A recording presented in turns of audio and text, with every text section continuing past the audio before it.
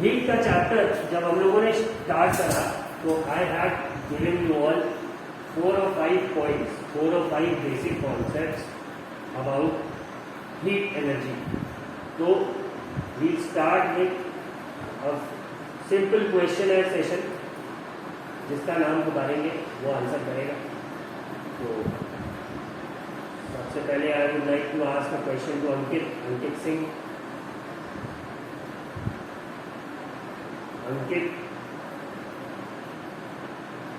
Ankit Singh, can you hear me? Ankit, कोई जवाब नहीं. Okay then मुशाबा. मुशाबा कुछ पॉइंट्स लिखवाए थे, वो पॉइंट्स रीड करोगे for me? Have you noted it down? Yes, sir. Please read them. Heat is the form of energy that causes the sensation of hot and cold in a body. ठीक है, बिल्कुल सही. तो यहाँ पे मुशाबा ऐसे ही wait करना है, एक पॉइंट थोड़ा एक्सप्लेन करेंगे.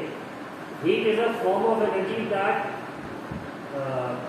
Helps us to find out the sensation of hot and cold. That gives us the sensation of hot and cold.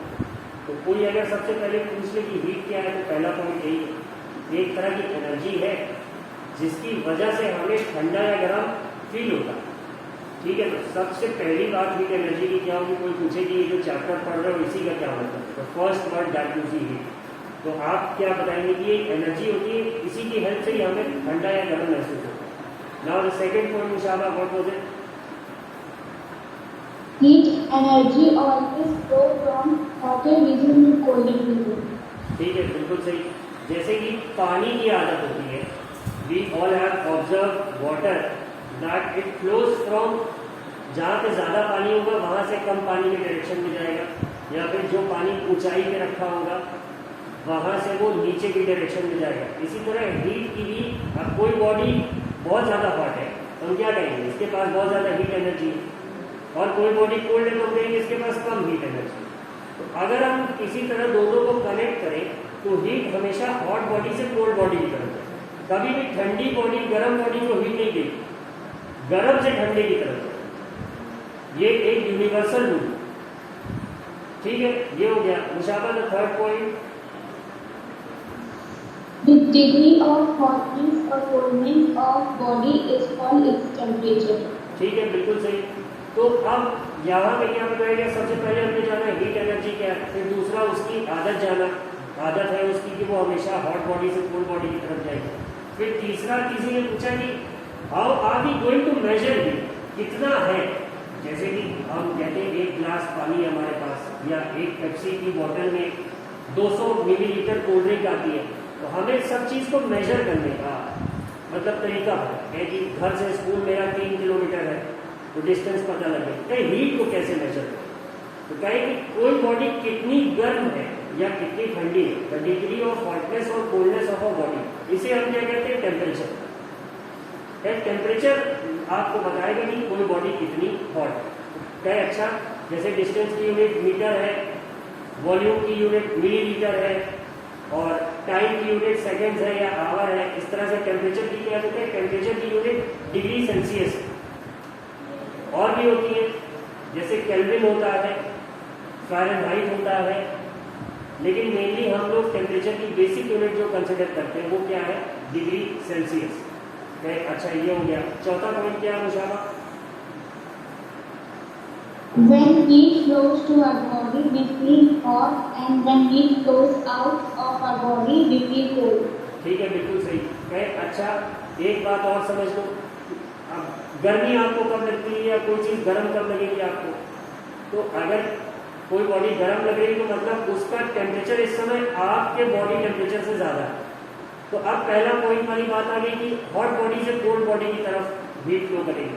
तो जब भी हीट हमारी बॉडी में आती है तो हमें गर्मी महसूस होता है, और जब हमारी बॉडी से हीट निकलती है तो हमें ठंडा महसूस होता है. जैसे if we hold a glass of cold water या बर्फ का एक टुकड़ा हम अगर अपने हाथ में पकड़ेंगे तो हमें वो ठंडा महसूस होता है. क्यों होता है? क्योंकि हीट हमारी बॉडी से उस बर्फ के टुकड़े में या फिर उस ठंडे ग्लास में फ्लो होने लगती है. इसीलिए वी फील कोल्ड। और अगर कोई चाय का कप अगर हमने अपने हाथ में पकड़ा है तो हमें गर्म लगता है, क्यों? क्योंकि उसका टेम्परेचर हमारी बॉडी से ज़्यादा है और उस चाय के कप से ही हमारे हाथ में फ्लो करने लगता है। तो दीज वर द 4 पॉइंट्स जो कि हीट का चैप्टर शुरू करते ही हमने पढ़ा। फिर अगली चीज़ जो हमने पढ़ी है टेम्परेचर, तो आपको बता दिया, लेकिन इसको मेजर करने के लिए कोई डिवाइस होगी, कुछ तरीका होगा? क्या? हाँ बिल्कुल है। क्या? थर्मामीटर कहते हैं ऐसे डिवाइस को जो कि डिग्री ऑफ हॉटनेस या कोल्डनेस किसी बॉडी की, या फिर जिसको हम शॉर्ट में कहें किसी बॉडी का टेम्परेचर जो डिवाइस हमें बताए उसे थर्मामीटर कहते हैं। क्या? सबसे पहले थर्मामीटर यूज करने की ज़रूरत कहाँ पड़ती है? क्या? तो इसकी ज़रूरत मोस्टली हमें पड़ती है अपना बुखार नापने। अगर हमारा नॉर्मल बॉडी टेम्परेचर हमारे पेरेंट्स ने हमारे माथे पे हाथ रखा या गले पे हाथ रखा और चेक करा कि नहीं आपका बॉडी टेम्परेचर नॉर्मल से गर्म महसूस होगा, क्या कितना गर्म है ये महसूस कर, ये मेजर करने के लिए हम क्या यूज करते हैं? We use a thermometer.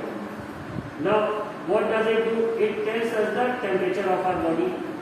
कितना नॉर्मल टेम्परेचर होगा बॉडी का? तो वो 37 डिग्री सेंटीग्रेड, सॉरी सेल्सियस है।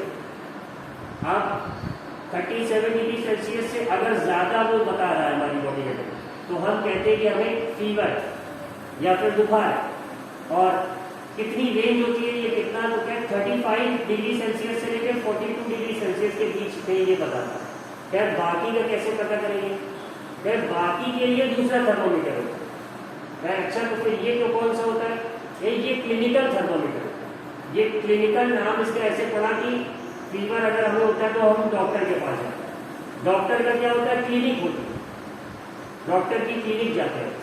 जैसे आर्मी वालों के लिए थापर क्लिनिक है, तो वहाँ आप जाओगे तो एक डॉक्टर अगर आपके पास सबसे पहले कि आपको फीवर है तो वो आपको एक थर्मोमीटर देगा, to put it in your mouth.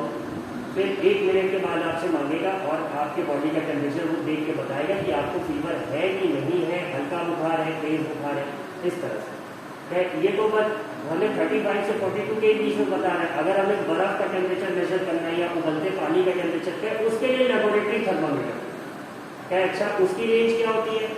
उसकी रेंज हो गई -10 डिग्री सेल्सियस से लेकर 110 डिग्री सेल्सियस तक। क्या? अच्छा, इससे ज्यादा या कम नहीं कर सकते? बिल्कुल कर सकते हैं, लेकिन जरूरत आमतौर पे हमें इसकी ही पड़ती है। तो ये कौन सा थर्मामीटर हो गया? नॉर्मली इनमें मरकरी भरा होता है।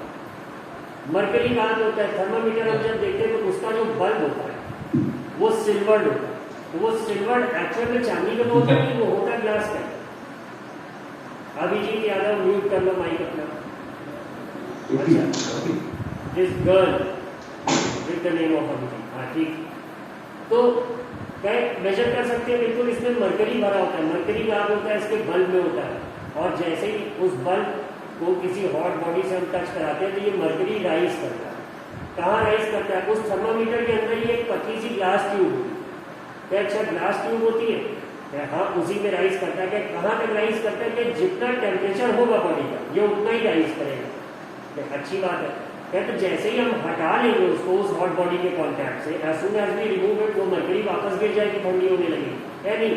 उसके लिए थर्मामीटर में एक अरेंजमेंट होता है, उसको कहते हैं किंक, KINK। किंक क्या होता है? क्या ये लोग कभी नहीं देखा? क्या ध्यान से देखो कि किसी थर्मामीटर में तो जहां बल्ब होता है उसी के जस्ट ऊपर वो जो ग्लास ट्यूब है जिसमें मरकरी को राइज करना है वो थोड़ी सी गोल सी शेप में, क्या उसी को किंक है। क्या? अच्छा, वो क्या करता है? क्या जैसे ही तुम थर्मामीटर हॉट बॉडी से हटा तो मरकरी वापस ना जाए, इसीलिए वो किंक वहां पे प्रोवाइड करा जाता है। क्या? अच्छा, ये तो बहुत अच्छा अरेंजमेंट है। क्या? हाँ, तभी आपको सही रीडिंग मिलेगी कि आपकी बॉडी का टेम्परेचर था 101, डॉक्टर ने मेजर किया, आपको फीवर था, अच्छा फीवर होता है 101, मतलब आदमी की तबीयत खराब होती है। क्या? लेकिन डॉक्टर ने आपके मुंह से निकाल के देखा तो वो 99 ही बता रहा है। क्यों? क्योंकि भाई हॉट बॉडी से कॉन्टैक्ट टूट गया थर्मोमीटर का, तो उसने टेम्परेचर गलत बता दिया। इसीलिए किंग का अरेंजमेंट कराया। फिर अच्छा, दूसरा कौन सा होता है? लेबोरेटरी। तो लेबोरेटरी वाला नॉर्मली लैब्स में होता है। अब आप अलग अलग चीज़ों का टेम्परेचर मेजर करा करोगे, लैब्स में करोगे ज़्यादातर। नॉर्मल आदमी तो घूम घूम के सारी चीज़ों का टेम्परेचर मेजर नहीं करेगा, तो इसीलिए वो लैब्स में होता है। वहाँ पे जिनको ज़रूरत पड़ती है चीज़ों की एनालिसिस करने के लिए वो टेम्परेचर और बाकी चीज़ें मेजर करते हैं, बाकी डेटा कलेक्ट करते हैं। क्या ये इतनी बात हो गई? क्या? अच्छा, ये बताओ कि जैसे मतलब as soon as we keep the thermometer in our mouth, तो ऐसा क्या जादू हो जाता है कि वो तुरंत रीडिंग बता देता है। या तो जैसे ही आप कॉन्टैक्ट में आते हैं तो हीट जो है आपके बॉडी के पार्टिकल्स से उस ग्लास ट्यूब के पार्टिकल्स में फ्लो होती है और अल्टीमेटली मरकरी को ट्रांसफर हो जाता है, तो मरकरी उठ जाता है। अच्छा, मतलब हीट ट्रांसफर हो रही है क्या? बिल्कुल हो रही है। तो हीट ट्रांसफर के इस मोड को जहां पे कांटेक्ट से हीट फ्लो होगी उसे हम क्या कहेंगे? We will call it conduction. वो कौन सा तरीका हुआ? कंडक्शन का हुआ। अच्छा, ये बात तो हो गई। अब अगर ये चीज पानी में हो, मतलब पानी अगर हम रखते हैं धूप में, थोड़ा गर्म हो जाता है, क्यों हो जाता है? धूप तो उसको छूने नहीं है डायरेक्ट। तो पानी में हीट फ्लो होगी दूसरा तरीका, वो दूसरा मोड ऑफ ट्रांसफर है। वो कौन सा? क्या उसको कन्वेक्शन कहते हैं। उसके लिए एक एक्सपेरिमेंट पढ़ा आपने कि एक कोनिकल फ्लास्क में या राउंड बॉटम फ्लास्क में आपने पानी लिया और पानी लेने के बाद आपने उसमें पोटेशियम परमैंगनेट का क्रिस्टल डाला, तो आपने देखा कि पानी के पार्टिकल्स जो एकदम बेस पे है, जहां से आप हीट कर रहे हैं, वहां से वो हीट लेके ऊपर उठ जाते हैं। अब जब वो ऊपर उठे, उनकी जगह खाली हुई, तो वापस से ठंडे पानी ने उसकी जगह ले ली। इस तरह से पूरा सर्कल सा बन जाता है। वो एक्टिविटी में हमने देखा। क्या ये कौन सा मोड होता है? ये कन्वेक्शन होता है। कंडक्शन में क्या होता है? पार्टिकल अपने पास थोड़ी सी हीट रखेगा, बची हुई आगे वाले को बढ़ा देगा। कन्वेक्शन में क्या होता है? हर पार्टिकल जाके जहां से हीट मिल रही है वहां से हीट लेके चला जाए, और ये काम तब तक चलता रहेगा जब तक कि सारे पार्टिकल्स एक ही टेम्परेचर पे नहीं आते। अच्छा, ये हो गया। क्या और भी कोई तरीका होता है क्या? हाँ, एक तीसरा भी होता है। क्या कौन सा तीसरा तरीका होता है? क्या देखो, बाकी दोनों में पार्टिकल्स इन्वॉल्व है। अब अगर ऐसा कहीं पे हीट का मामला है जहाँ पे पार्टिकल्स ही नहीं, पूरी जगह खाली है, आप कैसे नहीं, हम ऐसे ही करते हैं। ठीक है। हाँ, तो क्या ऐसी जगह पे कहाँ हीट ट्रांसफर होगी जहाँ पे कोई पार्टिकल ही नहीं है, बीच में एकदम खाली जगह है, स्पेस है, एम्प्टी स्पेस है। क्या बिल्कुल होती है। सन से देखो हीट अर्थ तक आती है ना, बीच में तो कुछ है नहीं, ना कोई रॉड लगी है सन से अर्थ तक में, ना बीच में पानी भरा है, एकदम खाली जगह है, वैक्यूम है, टोटल स्पेस जिसे हम कहते हैं। क्या वो कौन सा तरीका होता है? क्या उसे रेडिएशन कहते हैं। रेडिएशन के मेथड से एम्प्टी स्पेस में भी हीट एनर्जी फ्लो कर सकती है। तो ये 3 मेथड हम लोगों ने पढ़े। हीट को मेजर करने का तरीका पढ़ा, और इसी तरह से इस चैप्टर के बारे में बाकी डिटेल्स हमें मिली। अब देखते हैं जैसे ये देखो कीवर्ड्स जो है तुम्हारे सेल्सियस के क्या हुई? जो टेम्परेचर मेजर करेगी। कंडक्शन क्या हुआ? जिसमें पार्टिकल्स कांटेक्ट में है। कंडक्टर क्या हुआ? जो कि हीट को एक पार्टिकल से दूसरे पार्टिकल तक, जब दो हॉट और कोल्ड बॉडी जुड़ी होती है, कनेक्टेड होती है किसी फिजिकल चीज से, तो वहां पे particles heat passing the parcel gain की तरह हीट आगे बढ़ाते हैं। वो प्रोसेस कंडक्शन हो गया, और जो हीट बढ़ाते हैं वो कंडक्टर हो गया। कन्वेक्शन क्या होता है? कि ये लिक्विड्स और गैसेस में होता है। इसमें क्या होता है कि हर पार्टिकल जाके हीट लेगा हीट सोर्स से। अच्छा, इंसुलेटर क्या होता है? कि इंसुलेटर ऐसा मतलब सब्सटेंस होता है जो कि जैसे कन्वेक्शन में क्या होगा, लोग हीट को पास कर दे रहे हैं। इंसुलेटर के पार्टिकल्स क्या होते हैं? ये थोड़े से दुष्ट होते हैं, बदमाश होते हैं। ये क्या करेंगे? हीट ले लेंगे, लेकिन बगल वाले को देंगे नहीं। तो वो कहते हैं एक एंड से दूसरे एंड तक हीट फ्लो ही नहीं होगी। ये तो बहुत दिक्कत करते होंगे। क्या ये इनका भी काम है? अब कोई बॉडी हम चाहते हैं कि जल्दी ठंडी ना हो या फिर जल्दी गर्म ना हो, तो उनको हम इंसुलेटर से बने मटेरियल में रख देते हैं, तो वो जल्दी, जैसे आपकी वाटर बॉटल हो गई, वो ठंडे पानी को ठंडा रखती है। कैसे? वो हीट को बाहर जाए, मतलब बाहर की हीट को अंदर आने ही नहीं देती, तो आपके बॉटल का पानी क्या होता है? वो गर्म नहीं होने पाता। द नेक्स्ट थिंग, फिर हम लोगों ने पढ़ा था लैंड ब्रीज और सी ब्रीज का।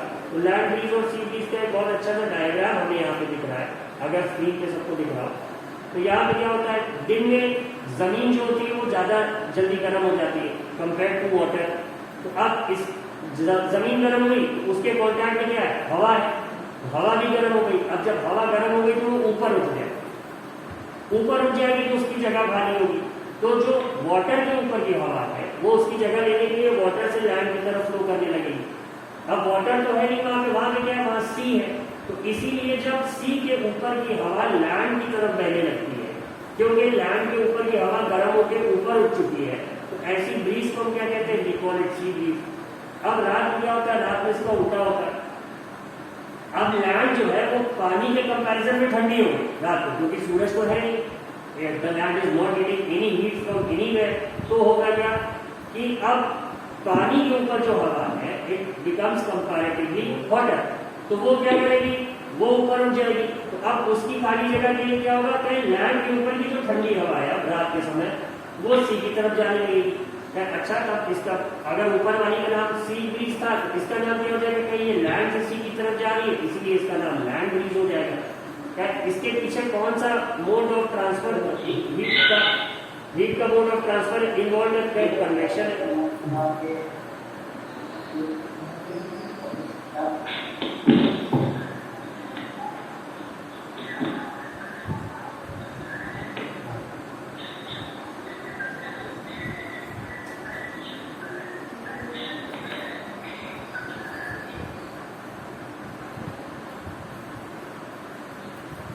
ठीक है, क्या इसके लिए कौन सा mode of transfer of heat जिम्मेदार है, रिस्पॉन्सिबल है? इन्होंने कहा कि ये कन्वेक्शन के कारण है। या कोई सॉलिड तो है नहीं, ना ही हवा जो है कनेक्टेड है किसी रॉड के थ्रू, तो कौन सा होगा, क्या कन्वेक्शन होगा। तो इस तरह से हमने सी ब्रीज, लैंड ब्रीज के बारे में भी पढ़ा, और हम लोगों ने रीजन भी पढ़ा कि हम समर्स में लाइट कलर्ड क्लोथ्स क्यों पहनते हैं और विंटर में डार्क कलर्ड क्लोथ्स क्यों पहनते हैं। क्या जो डार्क कलर के सरफेसेस होते हैं वो हीट को बहुत जल्दी एब्जॉर्ब भी कर लेते हैं और छोड़ भी देते हैं, और लाइट कलर के सरफेसेस जो होते हैं वो हीट को आसानी से लेते नहीं है, और एक बार ले लेते हैं हीट एनर्जी को फिर वो छोड़ते नहीं है। तो क्या इसीलिए गर्मियों में हम लाइट कलर क्लोथ्स पहनते हैं, क्यों, क्योंकि वो बाहर की हीट को जल्दी अंदर ही नहीं आने देते, तो हमें उतना गर्म नहीं लगता। अच्छा, ठंड में क्या होता है, ठंड में हमें हीट ज्यादा से ज्यादा चाहिए होती है, क्योंकि बाहर की सराउंडिंग्स क्या होती है, ठंडी होती है, लोअर टेम्परेचर पे होती है, हमारी बॉडी से हीट बाहर फ्लो करने लगी, इसीलिए हम डार्क कलर क्लोथ्स पहनते हैं। क्यों, जिससे कि जो सन की हीट है या किसी हीटर की हीट है वो आसानी से हमारे क्लोथ्स में अब्जॉर्ब होकर हमारी बॉडी को मिल सके, तो हमें अच्छा लगता है, कंफर्टेबल फील होता है। ये बात है। अब क्वेश्चन आंसर जब हमने देखे थे तो उसमें पहला क्वेश्चन था कि similarities and differences between the laboratory thermometer and clinical thermometer. तो सबसे पहला डिफरेंस क्या हो जाएगा कि a clinical thermometer is mostly used by doctors in their clinic and a laboratory thermometer is mostly used in the labs for scientific purposes. एक difference तो यही हो गया। दूसरा क्या है, टेम्परेचर रेंज का डिफरेंस हो जाएगा कि क्लिनिकल थर्मामीटर की रेंज होती है 35 डिग्री सेल्सियस से 42 डिग्री सेल्सियस, और लेबोरेटरी थर्मामीटर की रेंज क्या होती है -10 से 110 नॉर्मली, ये बदल भी सकता है, बट क्लिनिकल की क्या रहेगी 35 से 42 ही रहेगी। तो ये हमें दो डिफरेंसेस मिल ही गए। ठीक है, अगला क्या था, give 2 examples of each conductors and insulators of heat. ऐसे सब्सटेंसेस के नाम बताओ, एक जो हीट को आसानी से पास कर दे और दूसरा जो ना जाने दे। पहले लकड़ी और प्लास्टिक ये होते इंसुलेटर्स, ये हीट एक बार लग जाएगी इनके ऊपर तो ये आगे पास ऑन नहीं करता, और कौन पास ऑन कर देगा, तो कहीं जितने भी मेटालिक चीजें हैं हमारे पास, स्टील के बर्तन है, लोहे के बर्तन है, कॉपर के बर्तन है, क्या ये जो कॉपर हो गया, लोहा हो गया, एल्यूमिनियम हो गया, तो ये सब क्या करते हैं, they transfer heat very easily, तो इसीलिए हम इन्हें क्या कहते हैं, कंडक्टर्स कहते हैं। फिर हम लोगों ने बहुत सारी एक्सरसाइजेस देखी थी। Hotness of an object is determined by its temperature of boiling water can not be measured by a clinical thermometer. Temperature is measured in degree Celsius, जो यूनिट बताई थी आपको।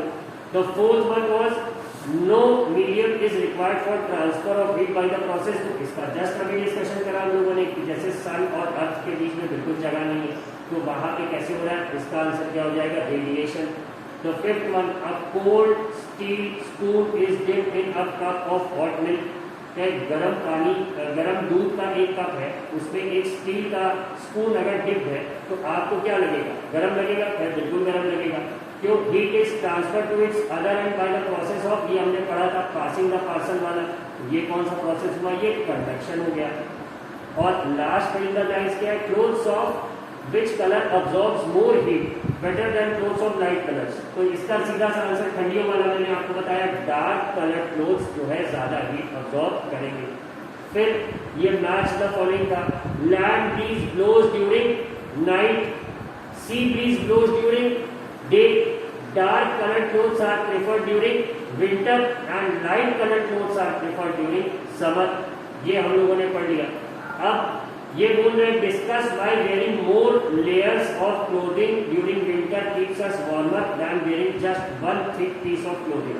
तो इस पे भी हम लोगों ने अच्छा डिस्कशन किया था लास्ट टाइम कि दो पतले कपड़े जो होंगे उनके बीच में हवा ज्यादा trap compare to one thick. अब हवा क्या है? हवा इंसुलेटर है, ये हीट को जल्दी पास ऑन नहीं करती, ये बदमाश वाली इंसुलेटर है।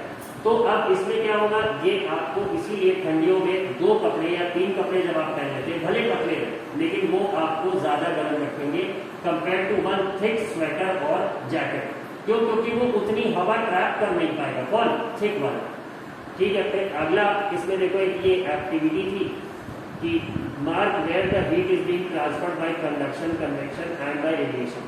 तो ये हम लोगों ने डिस्कस करा था कि कंडक्शन कहाँ पे हो रहा है, कंडक्शन इस पॉइंट पे हो रहा है, इस यहाँ पे, और कन्वेक्शन कहाँ पे हो रहा है, कन्वेक्शन इस पानी में हो रहा होगा। रेडिएशन कहाँ पे हो रहा है, रेडिएशन इस गर्म पानी से हीट जो सराउंडिंग्स में जा रही होगी वो किससे जा रही होगी, वो रेडिएशन से जा रही होगी। तो ये तीन मतलब modes of transfer of heat आपको इसमें दिखाए गए। Next question was in places of hot climate it is advised that the outer walls of house be painted white. अब हाँ, ये भी बहुत अच्छा क्वेश्चन था। व्हाइट कलर क्या है? Its light. तो ये क्या करेगा, हीट को जल्दी आने देंगे। अगर दीवारें हमारे रूम की गर्म नहीं होगी तो हमें गर्मी में गर्म भी कम लगेगा। इसीलिए हॉट जगहों पे लाइट कलर से ही घरों को पेंट किया जाता है, मोस्टली व्हाइट ही कर दिया जाता है, जिससे ज्यादा से ज्यादा हीट को रिफ्लेक्ट करे अंदर ना। ठीक है, एक क्वेश्चन ये था एक वाला कि 1 litre of water at 30 degree Celsius is mixed with 1 litre of water at 50 degree Celsius. The temperature of the mixture will be. तो अब यहाँ पे एक हॉट है एक कोल्ड है। रूल हमने जो पढ़ा था वो क्या बता रहा था कि हीट 50 से 30 वाले की तरफ फ्लो करेगी। तो अब यहाँ पे क्या होगा, 30 वाले का टेम्परेचर तो बढ़ेगा लेकिन 50 वाले का थोड़ा घटेगा। तो अब ऑप्शन हमारे पास क्या है, 80। क्या 80 नहीं हो, क्योंकि 50 वाला और गर्म नहीं हो पाएगा। दूसरा इन्होंने कहा था more than 50 but less than 80, है तो भी 50 से ज्यादा जा रहा है, ये भी पॉसिबल नहीं है। तीसरा इन्होंने कहा 20, है 20 हो नहीं पाए क्योंकि 30 वाले का टेम्परेचर जो है गिरेगा नहीं। क्यों? क्योंकि 50 वाले से हीट उसे मिलती रहेगी, क्योंकि 50 वाला हॉटर है इन कंपेयर टू 30। और लास्ट ऑप्शन इन्होंने हमें दिया था बिटवीन 30 टू 50। तो हमने कहा हाँ ये सही, 50 वाला थोड़ा ठंडा होगा लेकिन 30 वाला थोड़ा गर्म होगा। तो यही ऑप्शन इसका आंसर था, एक वाले का डी ऑप्शन। ठीक है, द नेक्स्ट हमने जो देखा था an iron ball at 40 degree Celsius is dropped in a mug containing water at 40। अब यहाँ पे दोनों का टेम्परेचर सेम, तो ना हीट आयरन बॉल से पानी में जाएगी ना पानी से आयरन बॉल में आएगी। तो इसका आंसर क्या था, B option, not flow from iron ball to water और from water to iron ball. इसका आंसर ये हो गया था। फिर हमने देखा था वुडन स्पून। तो वुड का नाम पढ़ते ही हमारे दिमाग में पहली चीज क्या आ गई, ये इंसुलेटर है, ये हीट का ट्रांसफर होने नहीं देता। तो इन्होंने क्या बोला कि a wooden spoon is dipped in a cup of ice cream, its other end becomes cold by process of conduction. नहीं होगा, कंडक्ट करेगा ही। Becomes cold by process of convection, क्या कन्वेक्शन तो पानी में होता है, ये तो सॉलिड है। फिर तीसरा क्या था, becomes cold bye the process of radiation, radiation से भी नहीं होगा क्योंकि हीट तो रेडिएशन में हॉट बॉडी से कोल्ड बॉडी की तरफ जाएगी और ये कॉन्टैक्ट है। तो हीट ऐसा नहीं होगा कि स्पून की हीट रेडिएशन से आइसक्रीम मिल जाए। तो चौथा ऑप्शन था डज नॉट बिकम कोल्ड, क्या यही ऑप्शन सबसे सही है क्योंकि वुड क्या है, वुड इज एन इंसुलेटर। फिर लास्ट क्वेश्चन क्या था, stainless steel pans are usually provided with copper bottoms. The reason for this could be, copper का बॉटम क्यों देते हैं, क्योंकि स्टील के तुलना में copper is a better conductor of heat. और किसी भी बर्तन को जब हम गैस पे या किसी हीटर पे रखते हैं तो उसका बेस ही तो उसके ऊपर रहता है जहां से उसे हीट मिली। तो उसका बेस अगर हम कॉपर का बना देंगे तो वो ज्यादा अच्छे से हीट अब्सॉर्ब कर पाएगा। तो इसका आंसर क्या हो जाएगा, copper is a better conductor of heat than the stainless steel. इसीलिए जो यूटेंसिल्स के बॉटम होते हैं वो कॉपर के बनाते हैं। So this was more or less the summary of this 4th chapter. अब I will call out names, या फिर अपना raise your hand feature use करके टीम्स का आप अपना क्वेश्चन पूछ सकते हो। Rudra Shukla, I can see your hand is raise.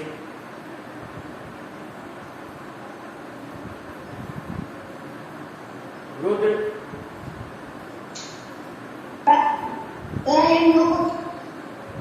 ठीक है, म्यूट कर दो। Shri Mishra, you have your hand raise. Yes, sir. हाँ, क्वेश्चन। सर, कल जो हमने ईश्वर की बात बताया था, एसिडिटी पीरियड में तो कौन सी एक्टिविटी के लिए सर जो एसिडिटी पीरियड है आवाज तुम्हारी क्लियर नहीं है।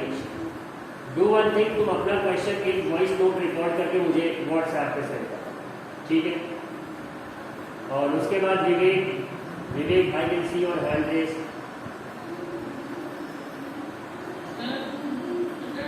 Clinical thermometer shows the temperature in Fahrenheit. So how many Fahrenheit are there in your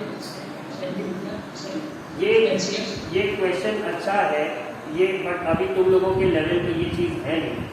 clinical thermometer हमें डिग्री फ़ारेनहाइट में टेम्परेचर बताता है। स्क्रीन दिख रही है सबको? Vivek, can you see the screen? तो अब डिग्री फ़ारेनहाइट हो गया और दूसरा क्या हो गया, डिग्री सेल्सियस। बता दोनों क्या रहे, दोनों टेम्परेचर ही बता रहे, लेकिन दोनों में एक रिलेशन है।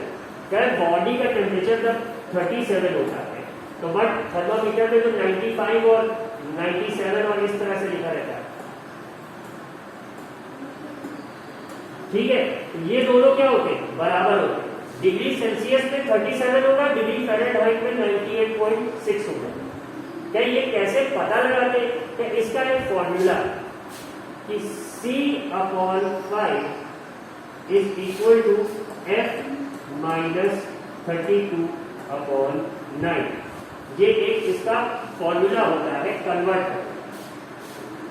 विवेक, तो अगर तुम्हें डिग्री सेल्सियस में टेम्परेचर पता है तो तुम क्या करोगे, डिग्री सेल्सियस की जगह पर उस टेम्परेचर को लिखोगे, इस फॉर्मूले में वैल्यूज रख के कैलकुलेट करोगे। और डिग्री फ़ारेनहाइट में बताएगा तुम्हें तो तुम क्या करोगे, डिग्री फ़ारेनहाइट में F की जगह वो वैल्यू रखोगे और डिग्री सेल्सियस में उसे कैलकुलेट करोगे। बात समझ में आई विवेक? Yes. ठीक है। Next I can C Arpita.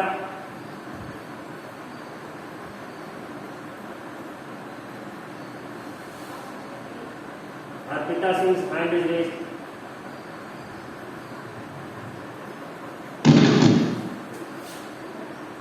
Sir, मुझे आपसे क्वेश्चन पूछना था। हाँ, sir, landscape is a particular state with learning activity and growth है। कैलकुला की पार्ट में बोल जा रहा है।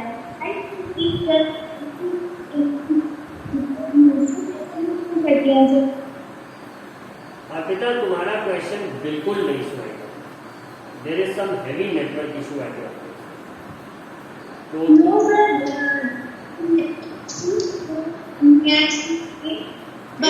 एक काम करना Arpita, do one thing, you also record your question on a voice note and send it to me on WhatsApp, ठीक है? ओके अर्पिता?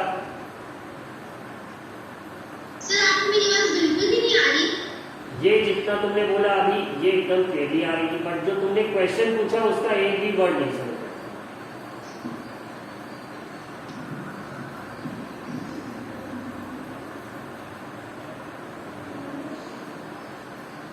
ओके, दुर्गेश।